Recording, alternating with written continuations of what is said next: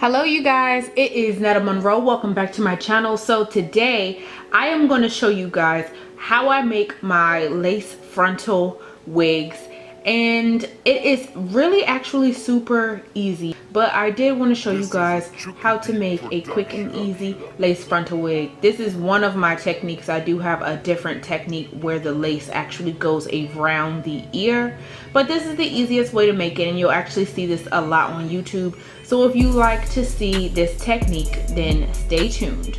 So the texture that I'm using today is from Top Echelon LLC, and it is their raw Vietnamese wavy hair. And so this is the matching frontal that goes with that. And all I'm doing is lining up the frontal's hairline a little bit past my Japanese swim cap. And then I am pinning the middle, the back middle, and then I'm pinning each side to line up correctly, so that when I go to sew across the back, everything is lined up perfectly. So I am pinning one side, and these are T-pins. You can actually get them from your local beauty supply store, or you can order them like on Amazon. But I'm just pinning everything down so that it is perfect, and then I am going to proceed to start sewing.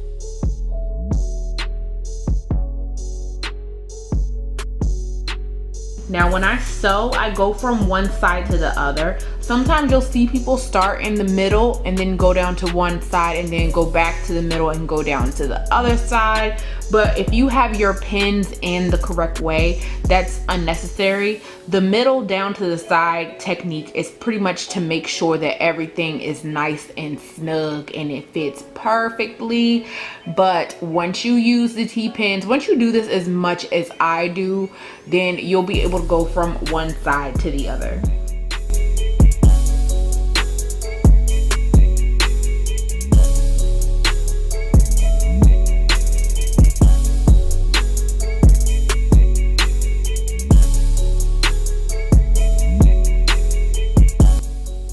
And when you're doing this, make sure that you have pretty close stitching, because what happens sometimes is if the lace is sewn with far stitching, then it has a tendency to like buckle the cap, like it'll buckle on the cap, and so it won't lay too flat where the frontal is supposed to be meeting the wig cap.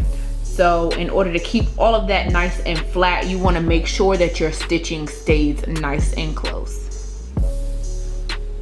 And I also get this question a lot: what kind of thread do I use? I honestly do not like nylon thread. It tangles so much, and it's just not for me. So I use the regular old cotton thread, the old school cotton thread. That's just my thing. You can use whatever thread works best for you, but like I said, the nylon and me just don't get along, so cotton it is for me. And with the cotton, when I do get like a knot in it, as you've just seen a couple of times, I actually am able to get the knot out fairly quickly, as opposed to the nylon. I can't get with the nylon. So when you're sewing the ends of the frontal, you can actually go through that elastic band to get it a nice tight hold. And then in order to secure everything, you want to do a double lock stitch, and then you can cut your thread and tie that into a knot. So here are the Vietnamese raw wavy bundles, and we're only going to be putting 2 in, because generally raw hair is super thick, so you really don't have to do a whole lot of bundles with this. This is going to be nice and full. So in order to start sewing my bundles, I always start right at the frontal. A lot of people start like right in the back, but I start right at the frontal, and then I just sew all the way across in a U shape to the other side of the frontal. And then I do use the flip over method, as you are going to see. A lot of people like to cut their tracks nowadays again, and I cannot get with it, because cutting your tracks definitely has some shedding with it. You have to seal your wefts, and if you don't seal your wefts, then you'll be looking like you got tumbleweeds all over your house. I'm just not with cutting the wefts. I learned how to sew in tracks without cutting the weft. So I just make sure that when I fold over that I do it super flat, and there are ways that you can fold over wefts where they will not like be puckered up. You just got to make sure that you do it correctly. So in order to fold over your wefts, you're just going to double lock stitch, fold over, and then double lock stitch again. And when you fold it over, make sure that you push the fold really hard so that it lays nice and flat. And then of course, if it's at the end of your thread, then you just tie it in a knot, and then you can start with the next needle.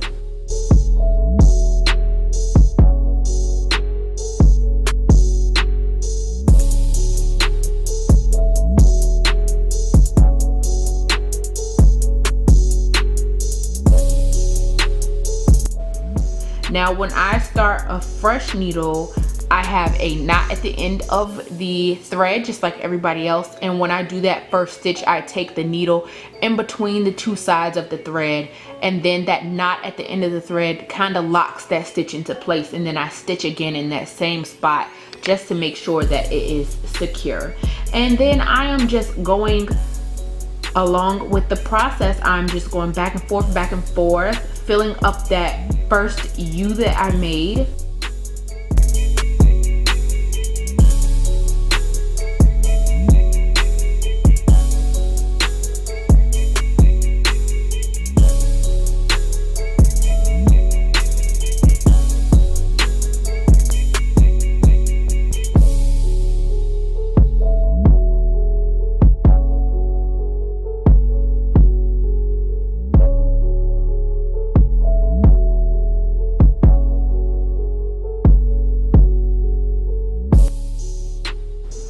And you're going to continue to do this until you have filled that U in.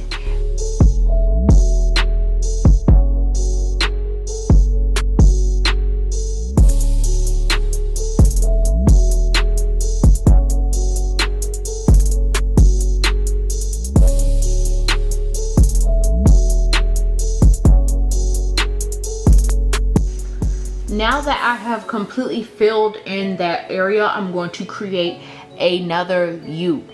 And the reason why I do it like this, a lot of people do it and then they like will sew their tracks like lined up with the frontal. The reason why I do it like this in a U shape instead of that is because to me it's easier for the bundles to separate from the frontal when you sew the wefts in like that. And with this way, the hair is kind of falling over top of the frontal hair as well, so they kind of just mesh better all together, if that makes any sense.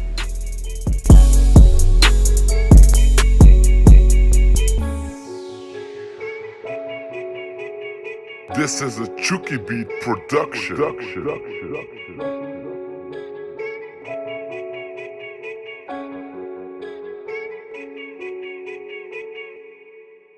So you're just going to continue to sew in a U shape and then fill in. Sew in a U shape and then fill in.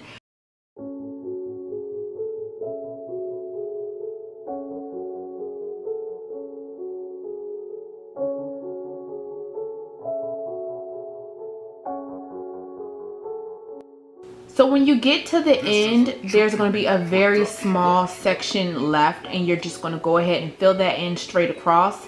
That will pretty much be the only area where you sew straight parallel to the lace frontal. And this is the hair that I have left, which is very little. And I just wanted to show you where I ended up sealing up the weft and the frontal. And also remember that I did not sew anything directly to the frontal. So here's the inside of the wig after I have cut the wig cap off from underneath the frontal. So you can see the construction of this. And I do not cut off the lace until I'm ready to install it on a client. But here is the finished product. As you can see, it is very full. Top Echelon has really nice raw hair. I've worked with their Cambodian hair and now with their Vietnamese hair, and it is just beautiful. So with this wig, if installed correctly, yes, you will be able to put it up in a ponytail because of the way that I sewed that first weft onto this cap. You can purchase your own hand constructed wig on www.monroemob.com. You can either send in your hair or I can provide the hair for you. The only thing left to do with this wig is to customize the hairline and of course styling it. As always, I want to thank you all for watching. Make sure that you guys like, comment, and subscribe, and I'll see you guys next time in my next video. But before this video ends, of course, I am going to show you guys the finished product